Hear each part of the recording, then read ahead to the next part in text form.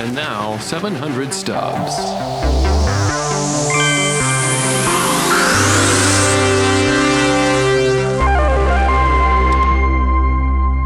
Robin Hood, Prince of Thieves. That's right, I love this movie.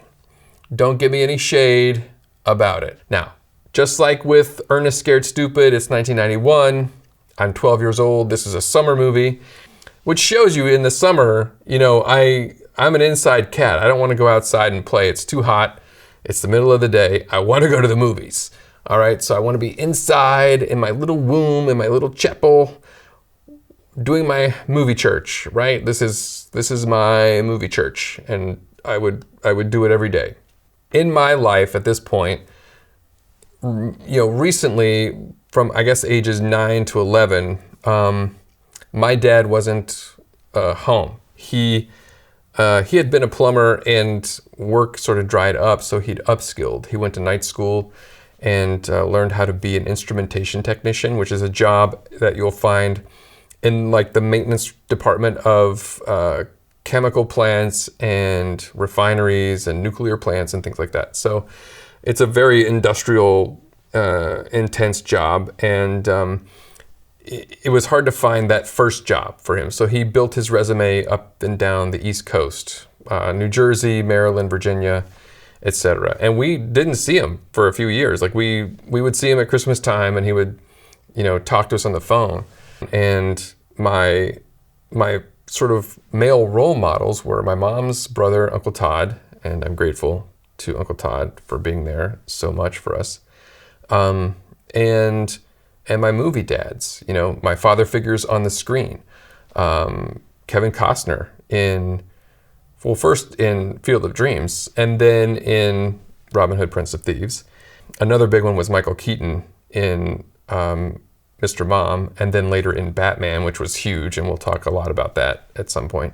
And Harrison Ford as Indiana Jones and Han Solo. And then here comes, one of my movie dads as Robin Hood, and I can't wait. I was really excited to see it, and it really took me on a ride and didn't disappoint. One element that I remember it brought that I had no real context for before this was the element of the Crusades. And later in college, I took Western Civ, and I learned about the start of Catholicism and what it has wrought on the world. But as a kid growing up Catholic, you're subjected to this thing, and to my kids, I will never make you do this. It's called CCD, or catechism. It's like Sunday school, but it's usually not on Sundays. It's like, at church after school on like a Wednesday or something. And volunteers teach this. When I was 12, we had these two college students, these two ladies, teaching our catechism class. And it's like this, there's a workbook. It's very structured.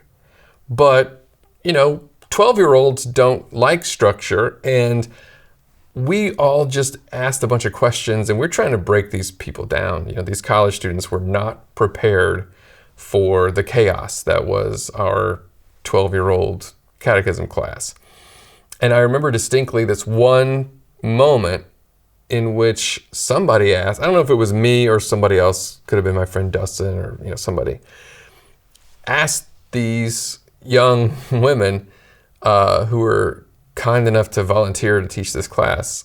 Actually, they were probably getting sorority points for volunteering. I don't want to be cynical about that, but I'm pretty sure they were in a sorority at McNeese University, and this was part of their philanthropy to teach this. But regardless, somebody asked, are the stories in the Bible meant to be taken literally? Are they real stories? Are they true stories?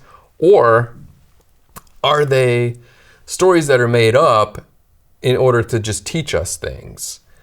And their answer, which shocked me that they said this, and they were like, because I could see them processing like they didn't know, but they were trying to intuit the answer. And what they came up with was, yeah, these stories are made up. They're made up to teach us things. Like Adam and Eve never happened. Okay? This is like catechism. This is CCD. This is Sunday school for Catholic kids. And the teachers are representing, the papacy, the whole thing, the whole church. And their official view and the official position was, no, there wasn't an Adam and there wasn't an Eve and there wasn't a snake and an apple and there wasn't a Garden of Eden, and it's just a big metaphor. And stories are metaphors, all of them. So my takeaway from that was, of course, if these stories are metaphors in the Bible, then they're just as good as any other stories. They're just as good as any other metaphors. And maybe some are better.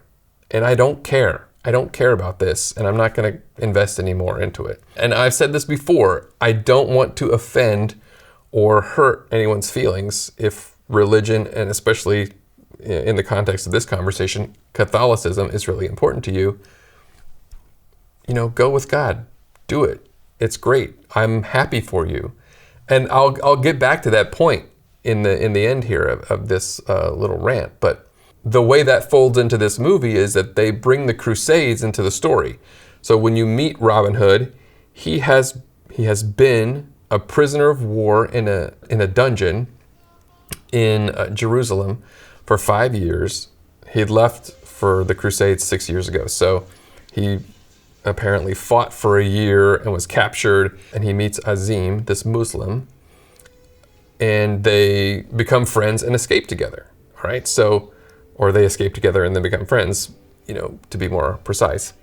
The movie doesn't really go after the Crusades as having been terrible.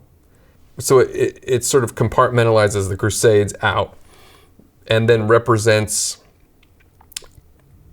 the corrupt part of Catholicism with this one bishop character who betrays Maid Marian and betrays Robin Hood and his entire flock by aligning himself with this narcissistic autocrat who is seeking power.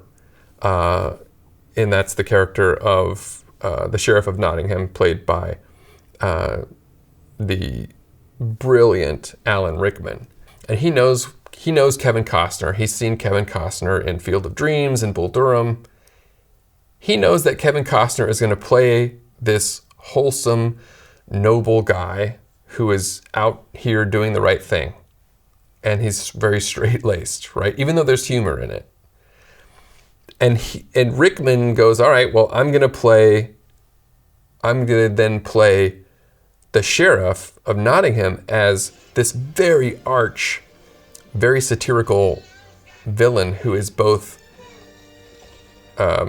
terrifying in his heartlessness and his bloodlust and his greed, but also funny in his in the way that he sees the world as full of just idiots, right? No one is worthy of being in his company. And that's funny. And it's weaving this stark contrast of these two characters in a very poetic way. It's the script is poetic. The film is shot in a way that is beautiful, intentionally golden halos on people. The vistas are breathtaking. This is visual poetry, and it's oral poetry. The score by Michael Kamen is one of the best scores to come out of that period. It's a fantasy story, and it's good versus evil. Love conquers all. The diverse, downtrodden, oppressed masses rebel against the oppressive authoritarian, and justice wins. Yay! This is great. Since this movie came out, people have bashed it because it's not historically accurate, and it has Kevin Costner, who's an American who cannot do a British accent, wearing a mullet And by the way, Alan Rickman, who is British and does a natural British accent, also has a mullet. It's the clash of the mullets. So, but people poo-poo this movie because it's not like a historically accurate. It's not like Christopher Nolan made it, you know. And I say, be careful with that, because to me that's cynicism. And there's a difference between cynicism and skepticism. All right, skepticism is healthy. You should. I'm talking to my kids now. I want you to take everything that you hear and see and read with a healthy dose of skepticism. Who wrote this? What was their agenda? What am I supposed to get out of this versus what I am getting out of it? Skepticism is useful in that it helps you separate what's valuable to you from what's not valuable to you, or from what's harmful to you. So be skeptical of everything that you read, hear, see. Got it. Cynicism stops you from experiencing and participating in things that might be valuable to you because it takes a position before you evaluate something. People who see Kevin Costner with a mullet playing Robin Hood in a trailer for a Robin Hood movie and judge that it can't be good are being cynical, in my view. And they're not even opening their minds up to the possibility that this could be a fun ride, a fun time at the movies, and a good story. Look, this movie grossed $390 million globally on a $48 million budget, which is a huge hit. And that's not to say that economics are the measure of whether a movie's good or not. That's not my point. What I'm saying is, people wanted this story, and they wanted the way it was told. They wanted this expressive, romantic fantasy, right? And maybe they always kind of do.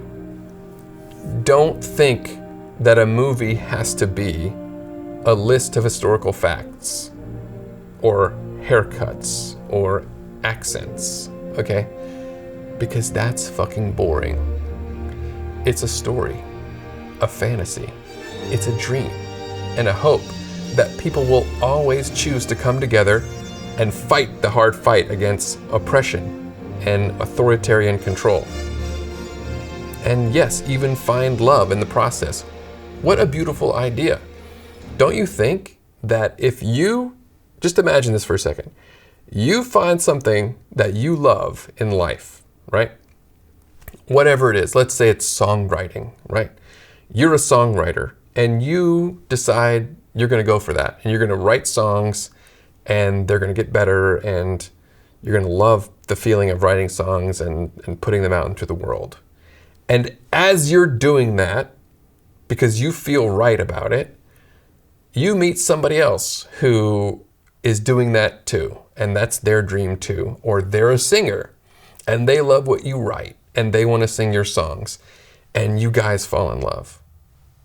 I mean, is there a better life than that, you know?